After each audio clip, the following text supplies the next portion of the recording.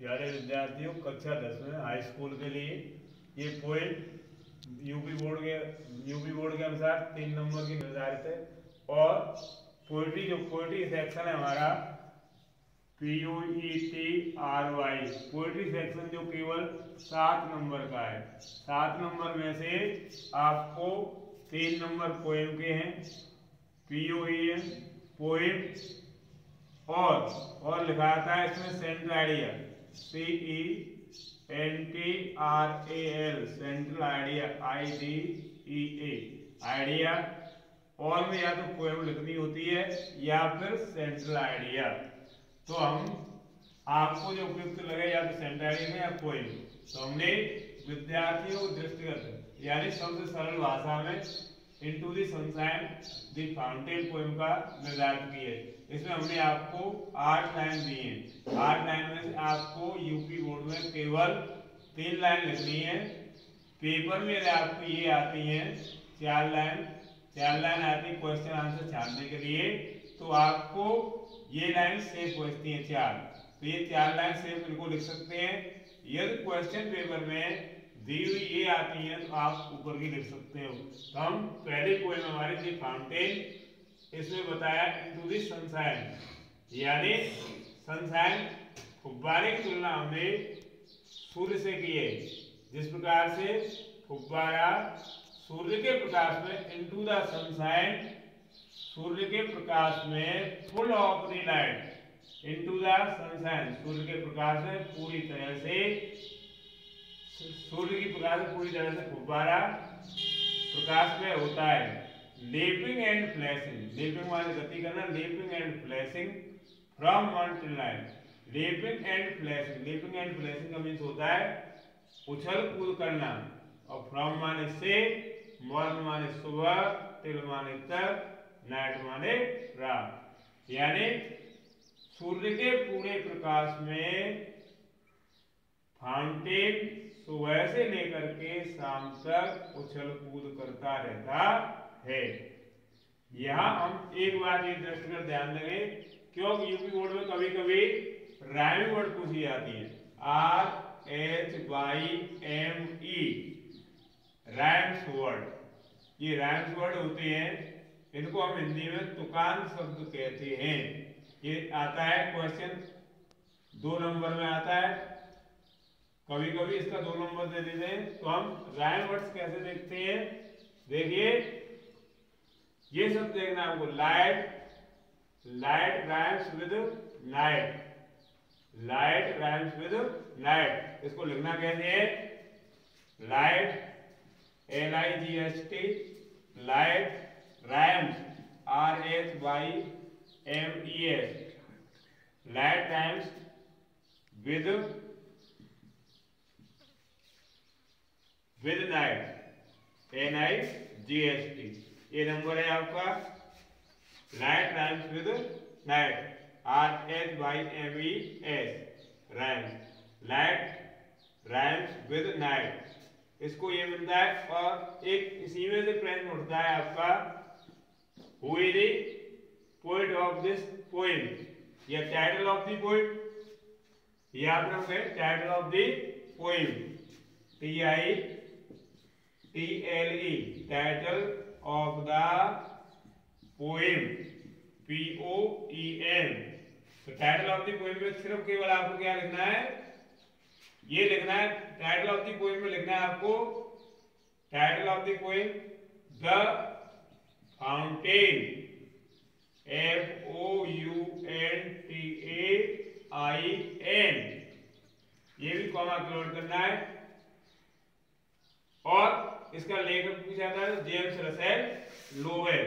इसका कभी कभी लेखक भी पूछते हैं टाइटल के अलावा, ये भी पूछते हैं पोएट, तो जेम्स रसेल लोवेल। और राइम्स वर्ड में लाइट राइम्स विद नाइट। इसी प्रकार से हम इसमें देखेंगे अब 4 लाइन में, into the moonlight, into the moonlight चंद्रमा के प्रकाश में, वाइटर अधिक चमकीला, अधिक सफेद, देन शब्द का अर्थ से, स्नो माने बर्फ, यानी वाइटर देन स्नो, इसका मतलब बर्फ से भी अधिक चमकीला। यानी चंद्रमा के प्रकाश में यह बर्फ से भी अधिक चमकीला दिखाई देता है, यानी सफेद, वाइटर देन स्नो। अब waving so flower like, waving माने होता है हिलना, सो माने इसलिए, फ्लावर माने फूल की तरह, लाइक माने जिंदगी, फ्लावर लाइक, लाइक माने की तरह, फ्लावर लाइक, यानी वेविंग सो फ्लावर लाइक, यानी यह फूल की तरह हिलता है। When the winds blow, when माने जब, when the winds blow, जब हवा चलती है, when the winds blow into the moonlight whiter than snow, चंद्रमा के प्रकाश में यह बर्फ से भी अधिक सफेद दिखाई देता है। Waving so flower like, यानी when the winds blow, जब हवा बहती है तो यह पूरी तरह से फूल की तरह खिलता है। इसमें अब राइम्स वर्ड ये होगा, देखिए अब हमें ये देखना राइम्स वर्ड। अब है इसमें लाइट, स्नो और ब्लो, ये शब्द ले, इसे राइम्स वर्ड दुकान शब्द कहते हैं। हमें ये देखना है यूपी बोर्ड में OW और OW, स्नो और ब्लो, इसको यहाँ OW और OW, ब्लो, वैसे हमें लिखना क्या है, snow SNOW, SNOW, snow, rhyme RHYMES, rhymes with below, BLOW, rhymes with below. इसी प्रकार से आपको टाइटल लिखना है, टाइटल और पोएट नेम। तो टाइटल नेम लिखेंगे आप द फाउंटेन, और poet names James Russell Lowell, पूरी मीनिंग लिखनी है, कॉमा क्लोड करना है। और इसकी ये राइम्स वर्ड, ये जो है बोर्ड में आता है 4 नंबर का, पोएट्री चैप्टर होता है जो हमारा केवल 7 नंबर का, 7 नंबर में से आपको 3 नंबर की पोएम और भी अथवा सेंटाइडी, इनमें से एक करना होता है, आपको एक करना है। आप अपनी सुविधा अनुसार या तो पोएम लिख सकते हैं या सेंटाइडी। तो ये डेफिनेटली विद्यार्थियों को, प्रिय विद्यार्थियों, आपके लिए बहुत ही डेफिनेटली बहुत ही सरल भाषा में, बहुत ही इजी भाषा में आपके लिए poem according to your subject और सिलेबस, तो ये बोर्ड के लिए बहुत ही महत्वपूर्ण है।